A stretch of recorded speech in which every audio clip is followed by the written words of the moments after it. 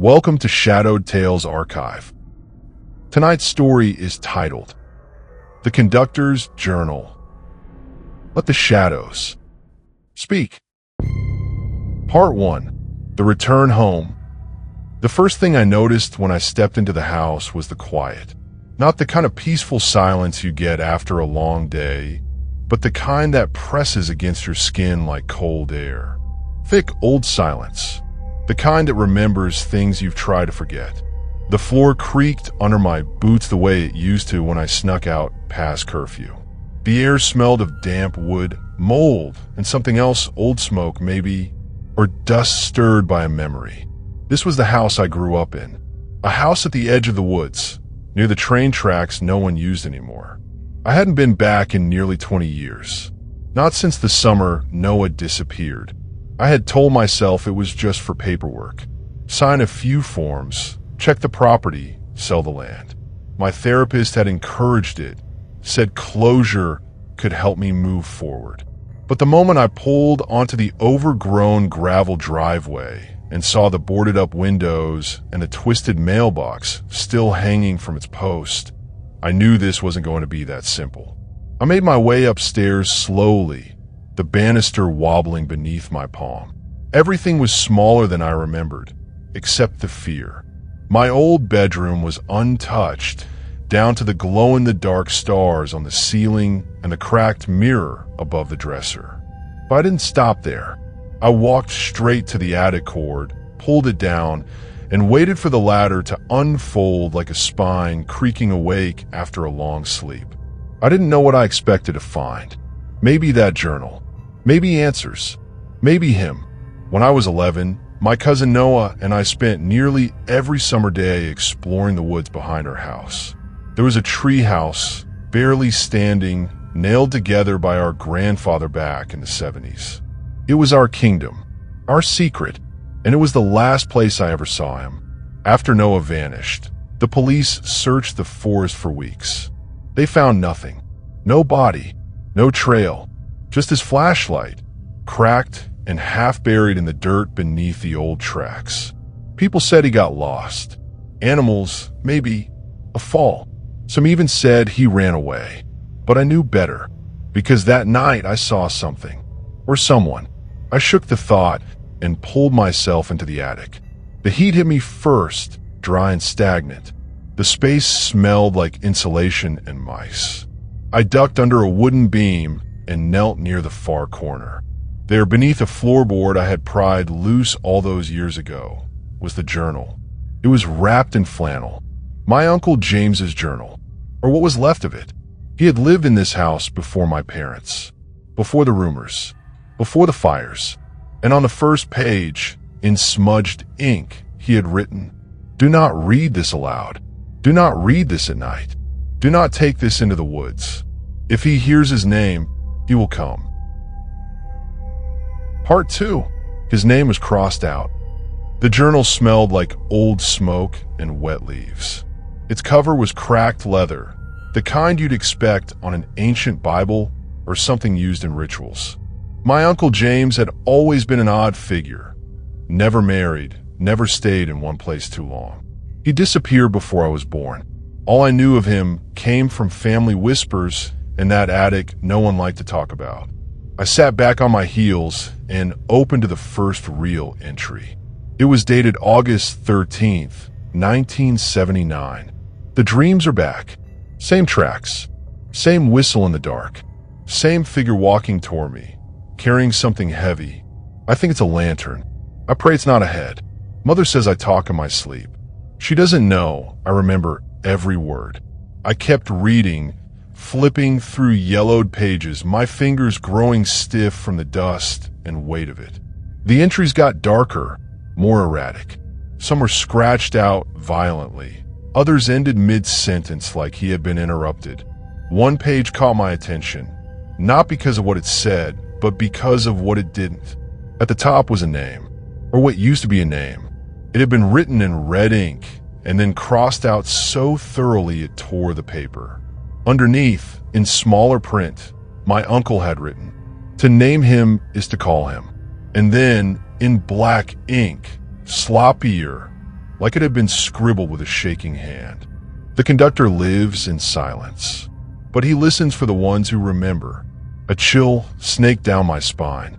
There was something wrong about that name, or lack of it, as if it didn't want to be remembered. And yet, even now, it lingered in my mind like a whisper stuck between thoughts. I flipped the page. More entries, more madness, descriptions of footprints in the snow with no body to cast them, of a shadow that stood by his window each night at 3:16 a.m., of a rusted whistle that sounded like it came from inside the walls. And then one entry that stopped me cold. Saw Noah today, but it wasn't him. He looked older, taller, wearing conductor's clothes. His smile wasn't Noah's. His teeth were too straight. Too many. I called his name. He answered in a voice that wasn't his. I slammed the book shut. The air around me suddenly felt too still.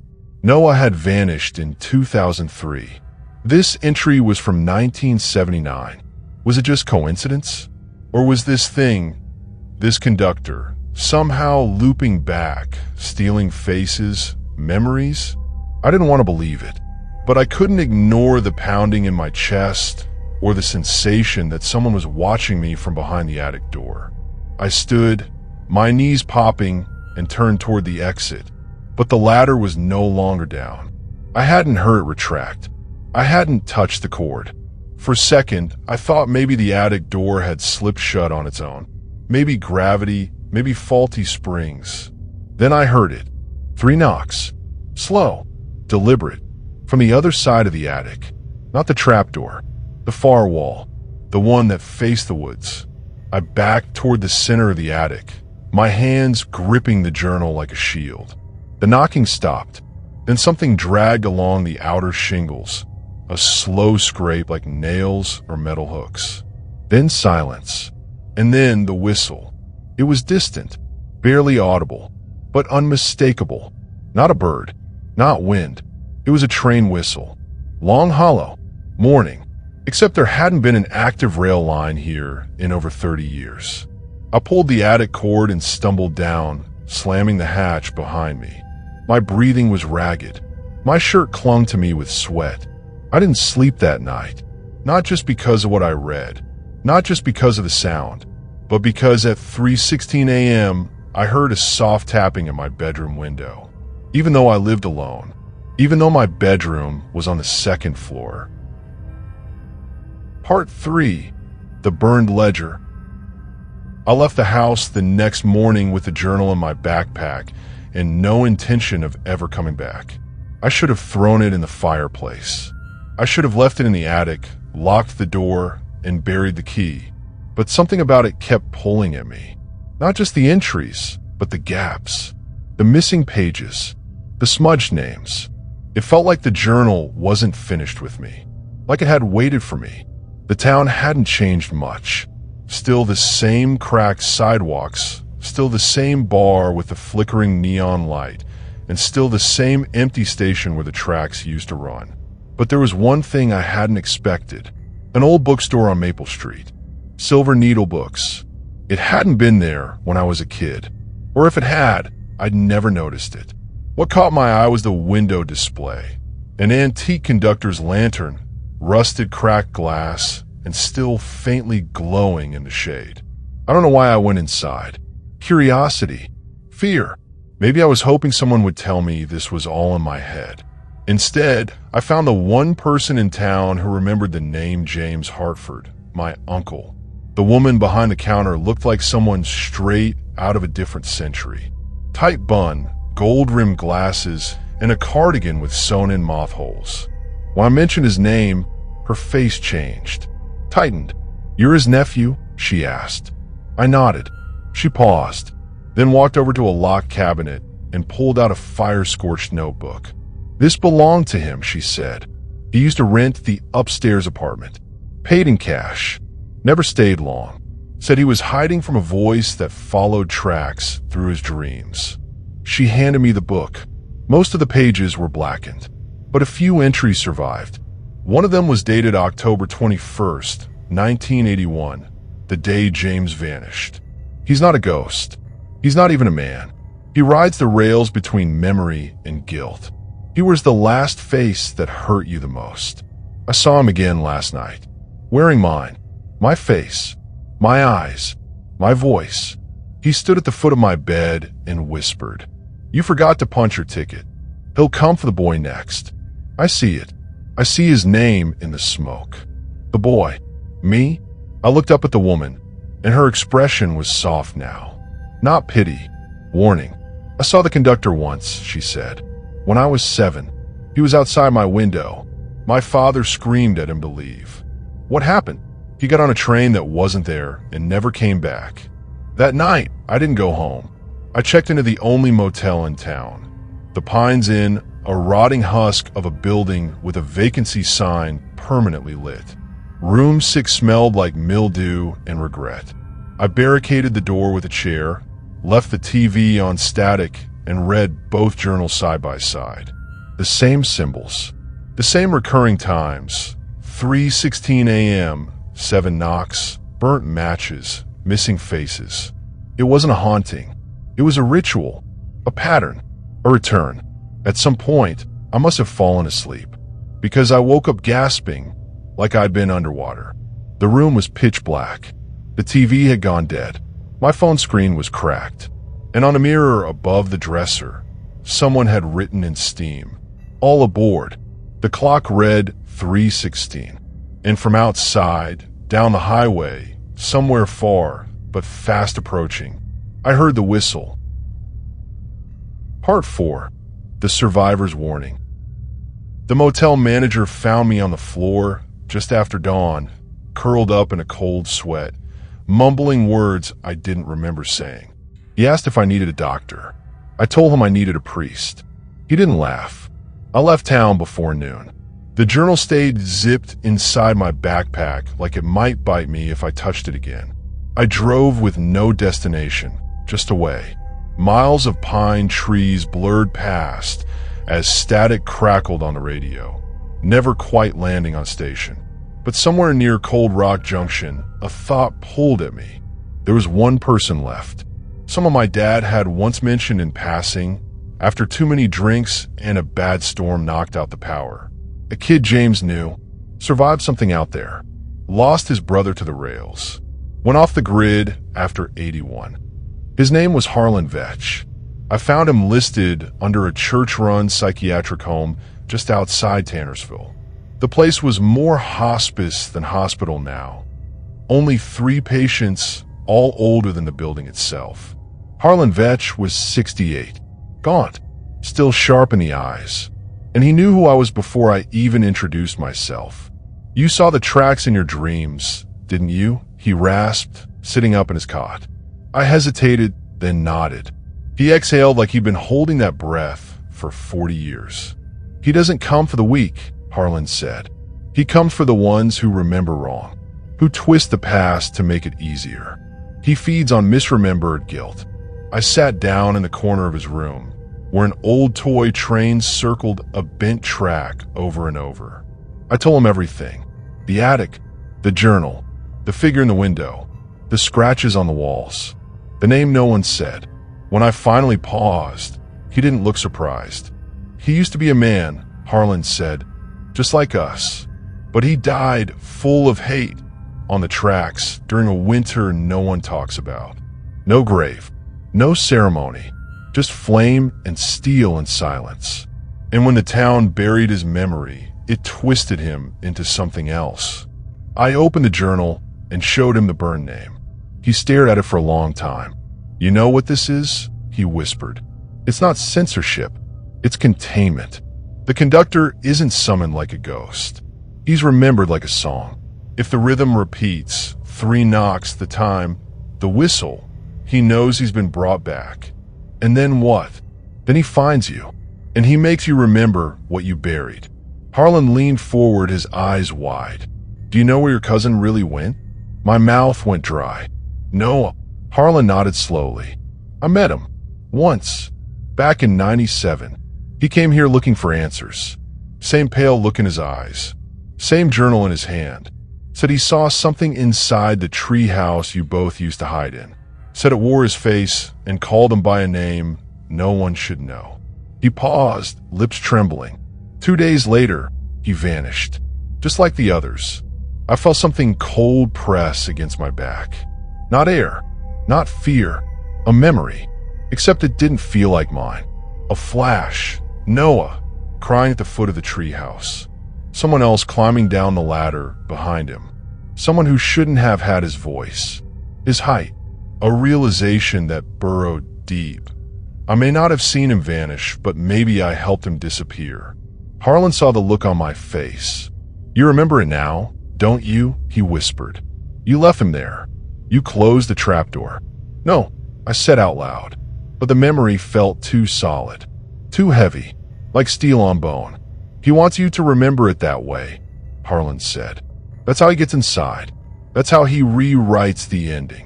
Suddenly, the lights flickered. The train toy on the floor squealed as the track sparked.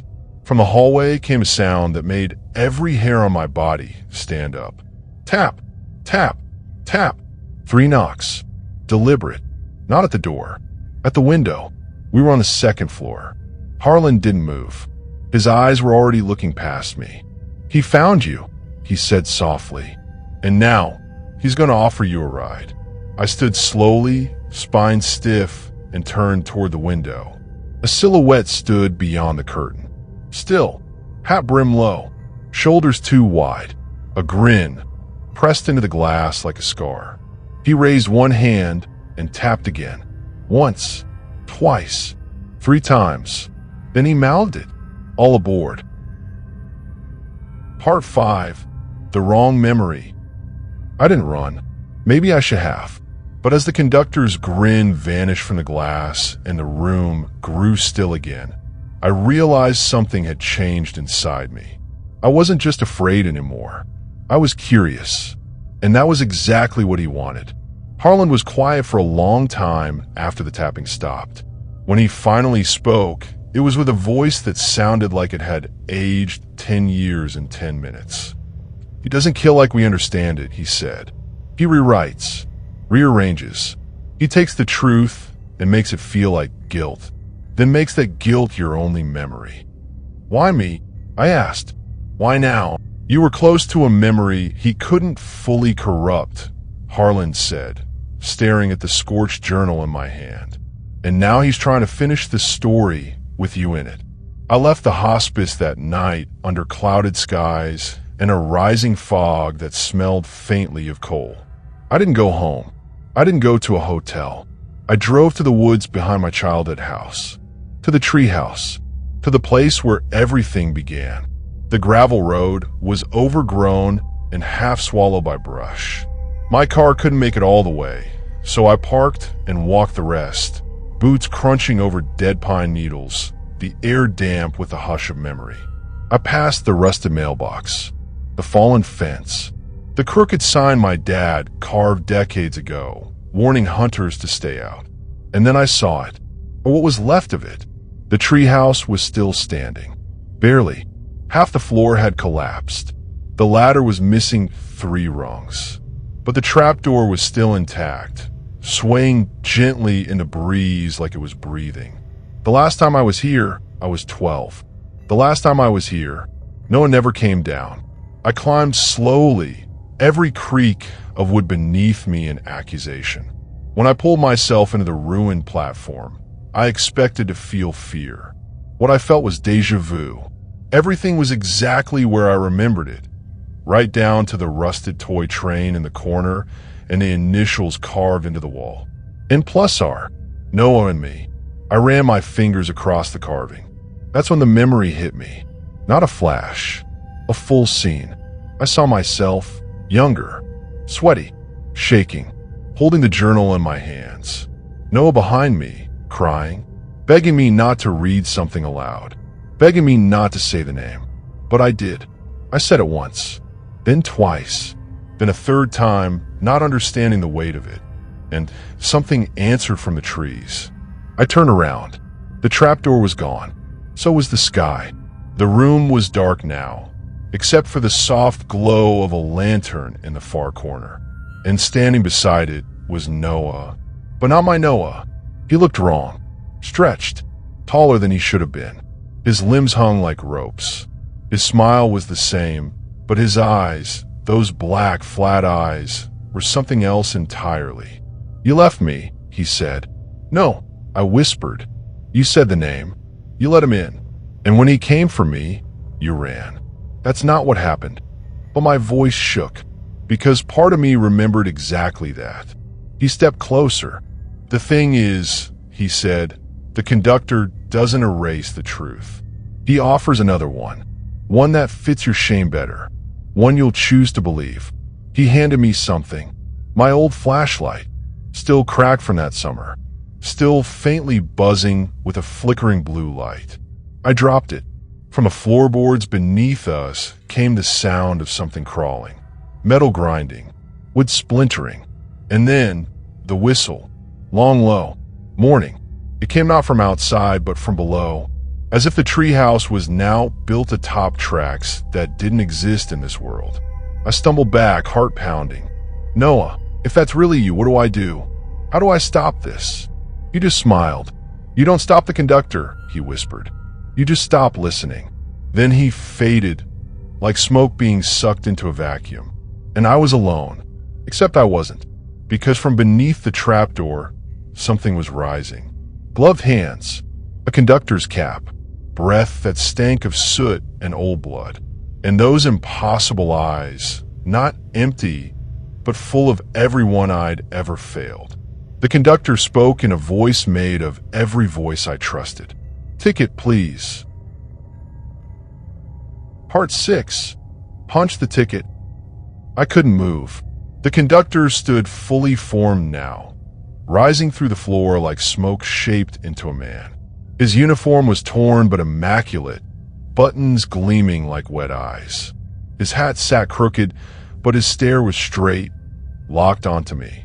He held out his hand, gloved, still, demanding. "Ticket, please." I didn't have one. I never did. But my hand, like it wasn't mine, reached into my pocket and pulled something out.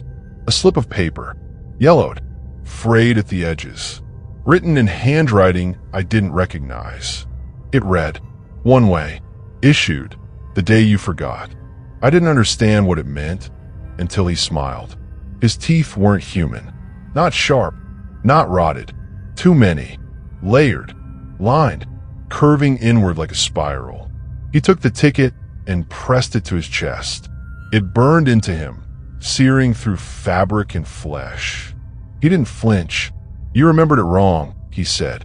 "But now, you remember it right." And then the world twisted. The floor of the treehouse bent downward, rails forming beneath my feet, curling into a tunnel that had no bottom, only sound. Screaming, whistles, echoes of names I hadn't heard since childhood.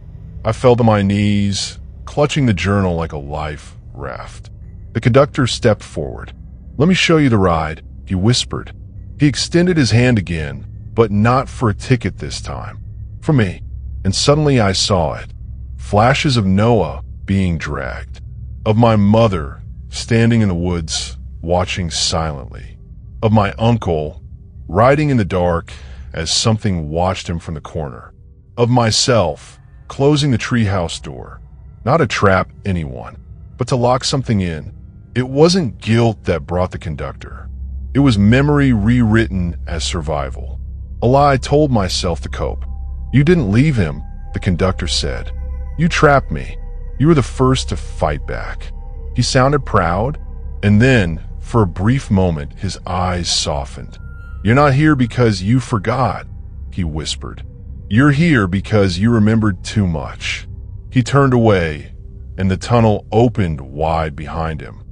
An impossible stretch of track leading into a void that pulsed with colorless light. One last chance. One last stop. He stepped onto the phantom train, its cars barely visible, flickering like film melting in a projector. He looked back once. All aboard or stay behind. I didn't move. Not yet. Instead, I opened the journal, and on the very last page, one I'd never seen before, there was a new entry. Dated today. He offered the ride. He handed back the truth. And now, the boy must decide. Forget forever, or take the final journey. The whistle blew again. Not loud, soft, like a lullaby for the damned. The train shuddered. The floor beneath me groaned. And then I made my choice. I stepped back. The conductor blinked. You refuse the ride? I refuse the lie.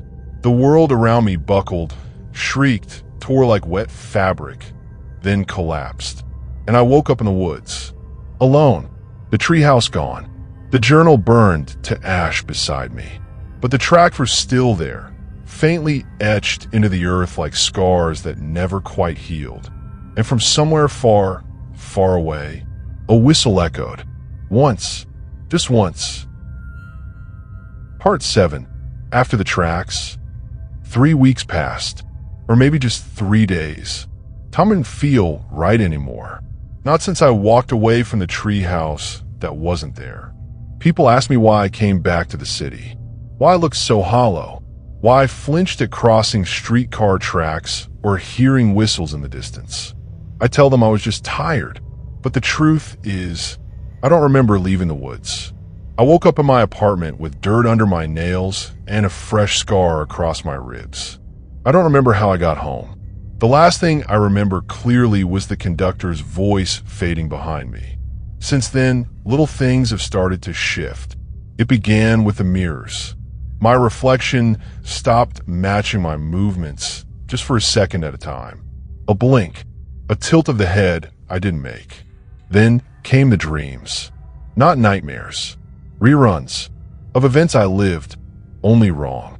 My 6th birthday, but the cake had a 3rd name. My dad teaching me to ride a bike, but it was in a cemetery. Noah's face on a milk carton. I don't remember being printed. I went to a therapist, tried to explain. I even brought what was left of the journal. Just ash in a jar, really. She smiled gently, told me I was dealing with dissociative memory trauma. She recommended medication. Then she asked a strange question. Do you remember who you were before the train? I froze. I didn't tell you about that, I said. Her smile didn't fade. Didn't you? I left.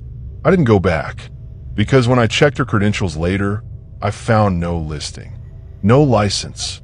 And the photo on the clinic website, it wasn't her. It was Noah, in a white coat, smiling. That night, I tried burning what remained of the ash. Useless, maybe symbolic, but I needed to do something. The fire sparked, then went cold. The next morning, I woke up to find the jar whole again. This time, filled with new pages. Fresh ink, different handwriting, entries dated next week. One read, he refused a ride, but the train never stopped. He thinks he's free, but he boarded the moment he remembered. There's no escape from memory. There's only delay. I dropped the jar. The pages didn't scatter. They stayed in place, as if held by invisible rails. I stopped sleeping after that. I moved apartments. No help. I threw out anything train-related. Still heard the whistle. I even tried therapy again. A different doctor. Different city. He nodded through most of it. Scribbled something in his notebook. At the end of the session, he handed me a card. Redeem this at the last station. On the back. Midnight. Look both ways. I never told him about the conductor. But he knew. They all do. Once you've seen the tracks, once you've heard the name, even once, you're on the ride. You might be walking. You might be dreaming. But the train is coming. And now, I hear it clearer than ever. Every night, at 3:16 a.m. Same whistle. Same words. Not from outside, but from inside the walls. Right behind the mirror. Ticket, please. Part 8. The Ticket Master. I stopped trying to destroy the journal. Every time I burned it, shredded it, soaked it in bleach, it came back. Sometimes in my mailbox. Sometimes under my pillow. Once inside my refrigerator, pages frozen and humming. Each time it was longer. And each time, the handwriting looked more like mine. I began to notice something worse. The more I read, the more people around me changed. Not dramatically, Just enough. My boss started calling me by the wrong name, Daniel, not Richard. My neighbor swore I had a dog. I never owned one. A childhood friend emailed me a photo of us at a train museum I'd never been to. In the background, standing just behind the glass, a figure in a conductor's hat. No face, just the reflection of mine. At first I fought it, tried to anchor myself in what I knew was real. Memories, old photos, birth certificates, but they began to change too. A scratch here, a smudge there, until one day I opened a family photo album and found every face blurred except one. His, the conductor, sitting beside my mother, one arm casually around her shoulder, smiling like he'd always been there. The journal had new entries now, not just from James or Noah, but from me. Things I hadn't written, things I hadn't done yet. You handed the ticket to the next one today. You looked scared. That's good. Fear is the beginning of memory. You taught him how to hold the journal, how to open it just enough to see, not enough to scream. You told him the lie, that he had a choice. I stopped reading, but it didn't matter. The words showed up on mirrors, on walls, once across my eyelids when I blinked too long. I knew what was happening. I wasn't being haunted. I was being recruited. You don't become the conductor all at once. You start by remembering. Then you try to forget. Then you try to warn others. And that's the hook. That's the rail. The more you share the memory, the more you pass the curse. The more you speak his name, even when you don't say it, you're just punching the next ticket. I'm not afraid anymore, because I understand now. I was never the passenger. I was always training to be the next engineer. So here's what I'll tell you. There's a book in your attic, or maybe a memory you've blurred, a cousin who vanished, a voice at the window you dismissed as wind, a name you heard once and tried to forget, and now you're reading this. You feel the pull. That subtle screech of metal you thought was just a passing train. Look at your hands. They're shaking, aren't they? You know what that means? You've already got your ticket. You're just waiting for someone to ask. And when they do, when the tapping starts, when the mirror warps, when the rails curve behind your eyes, just remember, you don't board the train. You become it. The end. But the ride never stops. And that was tonight's tale from the Shadowed Tales archive. If it left a mark on your mind, if the silence feels heavier now, then the story did what it was meant to do.